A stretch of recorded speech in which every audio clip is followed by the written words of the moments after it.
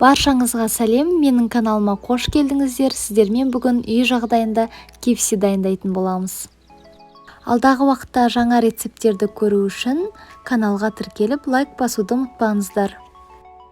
Ең алдымен ыдысымызға тұз, қара бұрыш, паприка, тауыққа арналған дәмдеуіш және де чеснокты үккіштен өткізіп саламыз.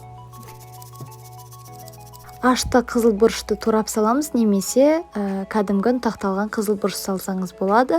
Үстіне су құйып, жақсылап барлығын араластырамыз. Осы ыдысқа тауықтың аяқтары мен қанаттарын салатын боламыз. Барлығын салып, жақсылап араластырып, бір күнге тоңазытқышқа салып қоямыз. Кем дегенде 3 сағатқа қойсаңыз да болады. Бір күн өткен соң алдым. Енді қанаттарын осылайша бөліктерге бөлдім. Мына бөлігі бізге қажет емес. Ендігі кезекте үлкен ыдысымызға ұн салып, үстіне тұз, қызыл бұрыш, қара бұрыш, паприка және де тауыққа арналған дәмдеуішті сеуіп, барлығын жақсылап араластыратын боламыз.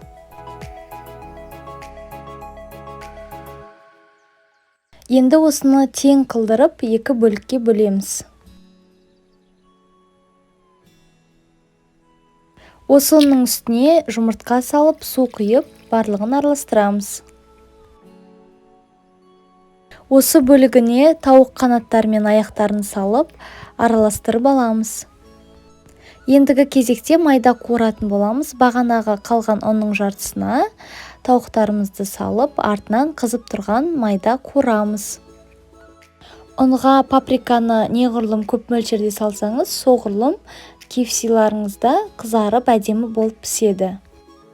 Шамамен кепсиді майда 10-15 минут көлемінде қуыратын боламыз.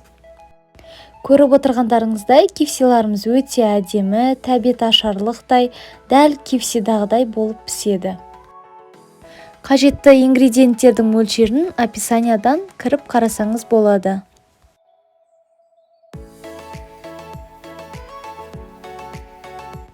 Осымен біздің дәмді әрі қытырлақ кепсиларымыз дайын болды. Міндетті түрде осы рецептпен жасауға кеңес беремін. Сіздермен болған гүлім, астарыңыз дәмді болсын.